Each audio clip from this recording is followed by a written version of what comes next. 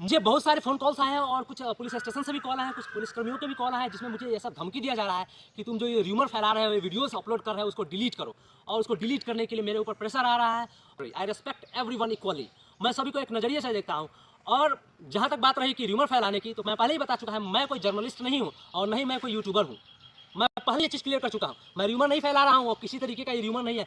ये मेरे दिल से आई हुई आवाज़ है और मेरे पास लगभग 450 फौजियों का कॉल आया है, जिनमें से नंबर्स, अनकाउंटेबल नंबर्स ऐसे केसेस हैं जिनके साथ ऐसी घटना घटी है, जो पुलिसकर्मियों के साथ इनका इंटरेक्शन हुआ है, इनकाउंटर हुआ है। और पुलिसकर्मियों के साथ ऐसे बहुत सारी घटना, लगभग 450 से ज़्यादा कॉल्स आए हैं अपने सिर्फ बिहार से। ओवरऑल मेरे पास लगभग 700 से 800 कॉल आए हैं पूरे भारत से, जिसमें से 400 से 500 कॉल सिर्फ बिहार से हैं, जिसमें ऐसी घटनाएं हमारे फौजी भाइयों के साथ घटती हैं। लेकिन वो क्या है, फुल डिसिप्लिन है, वो ओवरलुक कर देते हैं, नज़रअंदाज करके निकल लेते हैं। बिकॉज यही उनको सिखलाया जाता है, उनका डिसिप्लिन में है कि ओवरलुक करो ये सब चीज़ों के, छोटी छोटी चीज़ों को ओवरलुक। हम भी करते आ रहे थे और हमने भी किया है। लेकिन अचानक पुलिस वाले ने मेरी गाड़ी को चेक करना शुरू कर दिया। मेरे डिग्गी खोलो, डिग्गी चेक कराओ। क्यों भाई, ये अचानक से क्यों मेरे साथ हो रहा है? ये मेरे को टारगेट किया जा रहा है, मेरे ऊपर प्रेशराइज किया जा रहा है कि मैं वीडियो को बना। तो मेरे को उससे कोई फर्क नहीं पड़ने वाला है, मेरे को उससे कुछ भी फर्क नहीं पड़ने वाला है।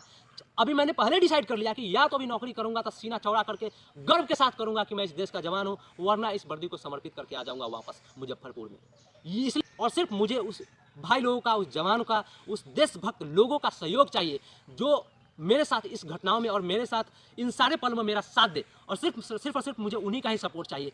आप लोग जो मुझे धमकी दे रहे हैं पुलिसकर्मियों से, मैं पूछना चाहता हूँ, आप लोगों ने जो नियम कानून की धज्जियाँ उड़ाई है ना, मैं तो कोई वकील नहीं हूँ, लेकिन एक वकील से मिल करके आप समझ लीजिएगा, जितने आपने नियम कानून की धज्जियाँ उड़ाई है वो तो आपको भी पता है। लेकिन क्या है, आप उस चीज़ को छुपाने के लिए राधे श्याम जी के ऊपर आप बहुत सारे number of cases, false cases आप थोप रहे हैं।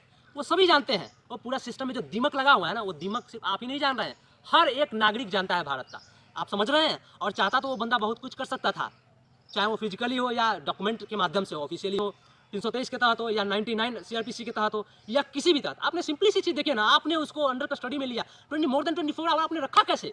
क्या आपको किसने ये ताकत दी? ये इंडियन कॉन्स्टिट्यूशन में आपने क्या आपको अधिकार दिया हुआ है कि आप किसी को सजा दें?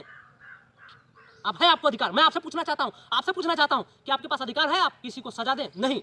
आप एक सिविलियन को सजा दे नहीं सकते हैं, एक फौजी को रोड पे घसीट के मार रहे हैं और ऐसा बदसलूकी कर रहे हैं, और आप हमें धमकी दे रहे हैं और हमें प्रेशराइज कर रहे हैं।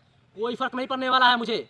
मैं नंबर भी दे रखा हूँ, ये मेरा फोटो क्लिक कर लीजिए। मुझे I don't care bloody fucker any one of them, मुझे कोई फर्क नहीं पड़ता है और मैं ऐसे ही रहूँगा। और मेरे साथ लगभग 80,000 लोग जुड़ चुके हैं, जिसमें से मोर देन 60,000 अपने बिहार के ही हैं, और भी अदर स्टेट्स और अदर डिस्ट्रिक्ट से मेरे साथ लोग जुड़ रहे हैं, जिसमें से आउट ऑफ देम 95% फौजी हैं जो इंडियन आर्मी से ताल्लुकात रखते हैं, और 10% 5% ऑलमोस्ट वो सिविलियंस हैं जिनके अंदर देशभक्ति का जज्बा उनके रग रग में भरा हुआ है। ऐसे लोग मेरे साथ जुटे हुए हैं, तो मुझे डरने की कोई ज़रूरत ही नहीं है। और मैं हर एक कदम पे इससे भी ज़्यादा स्ट्रॉन्ग स्टेप उठा करके आगे बढ़ूंगा। जिसको जो उखाड़ना है वो उखाड़ ले, और मुझे कोई फर्क नहीं पड़ता है। अगर मेरे बातों से किसी को दुख पहुँचता है तो बहुत मुझे इसके लिए खेद है, लेकिन मैं अपने आप को रोक नहीं पा रहा हूँ। एक्चुअली जो घटना हमारे वर्दी के साथ घटी है वो इनफैक्ट यहाँ तो कहाँ कहीं भी नहीं घटना चाहिए। जितना रिस्पेक्ट दूसरे कंट्री में एक फौजी की होती है ना, उसका 5% भी अपने यहाँ हो जाना, तो ये जो लाठी है ना, ये जवान है ना, ये जो अपने झंडे की लाठी है ना, इतनी मजबूत हो जाएगी कि चाइना, पाकिस्तान और अदर कंट्री क्या कोई माई का लाल इधर आंख उठा करके भी नहीं देखेगा।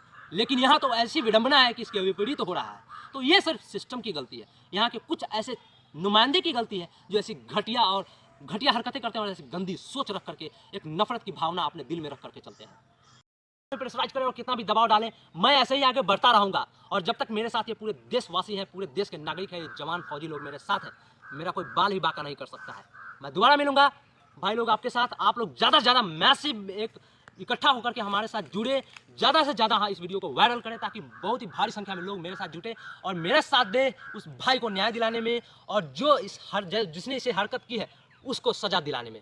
तब तक के लिए जय हिंद।